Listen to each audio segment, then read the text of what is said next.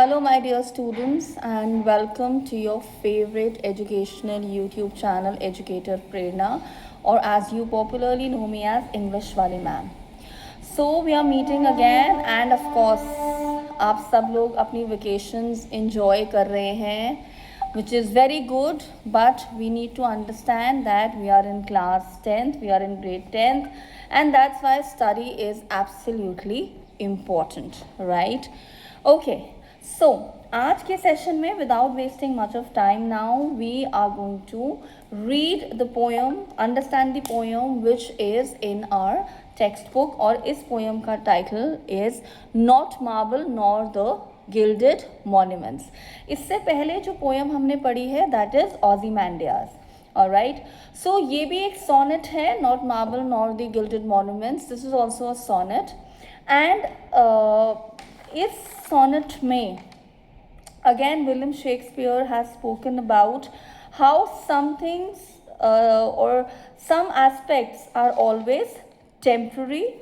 However, there are some aspects or some things which are immortal, you can say, or which will exist beyond eternity. Okay, so अब इस poem को stanza wise समझते हैं. So it says, not marble, nor the gilded monuments of princes shall outlive this powerful rhyme. But you shall shine more bright in these contents, that unswept stone besmeared with sluttish time. So, in the very beginning of this stanza of this sonnet, William Shakespeare is pointing out to the fact that not marble nor the gilded monuments. यहाँ पर marble का मतलब है statues या फिर जो physical structures जो prince जो होते थे या जो the kings they had created, या फिर gilded monuments again referring to the monuments which had kind of state of the art architecture, या फिर anything which was like gold, which was very precious at that point of time. So William Shakespeare is saying चाहे वो marbles या वो monuments हैं या फिर वो gilded monuments हैं, इनमें से कुछ भी जो चीज़ है shall outlive this powerful rhyme. That is, he's trying to say that none of these monuments, none of these statues will be able to outshine the powerful rhyme. यहाँ पर powerful rhyme वो किसको कह रहे हैं William Shakespeare? He's talking about this particular sonnet. So he's saying that basically, the piece of poetry which he's written here, it will remain alive much longer than the statues and or the gold plated monuments. And then he's saying that he's also talking about his beloved here. He says, but you shall shine. यहाँ पर you जो है, that is talking about the beloved of the poet. He's saying that the poet's beloved जो है, this beloved will always be remembered through this powerful poetry. But ये जो statues हैं या ये जो gilded monuments हैं, ये with passage of time ये सब जो हैं ये destroy हो जाएंगे, लेकिन ये जो poetry है, ये जो rhyme है that the poet has written in the memory of the beloved, this will remain forever. Okay, और ये जो last line है, than unswept stone be smeared with sluttish time. So here he's saying, he's calling time as sluttish. What is sluttish? Something which has unclean behavior.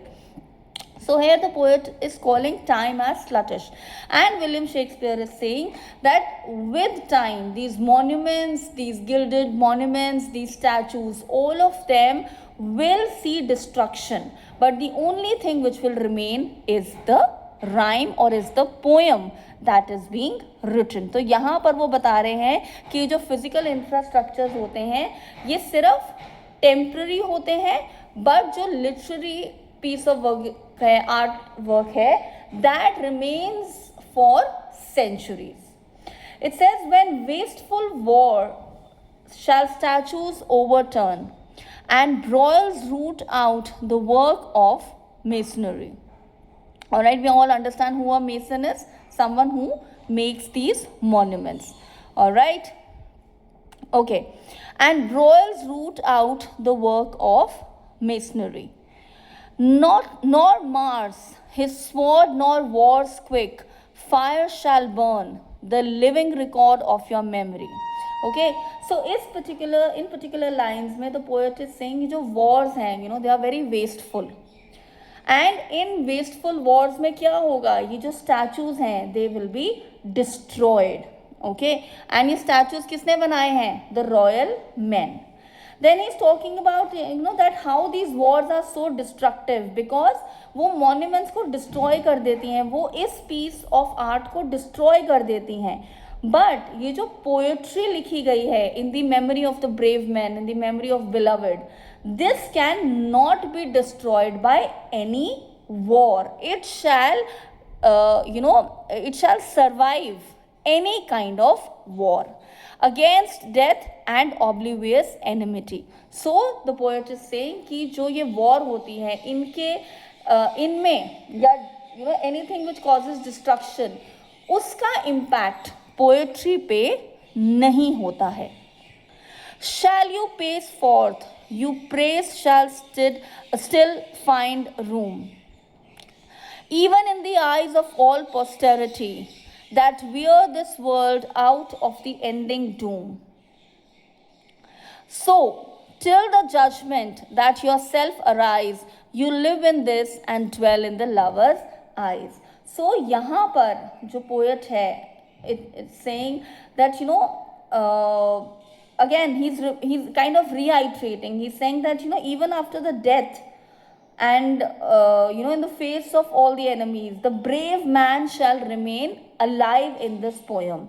And no matter how many generations are born after that, all of them will read this poem, the poem which is written in the memory of the poet's beloved.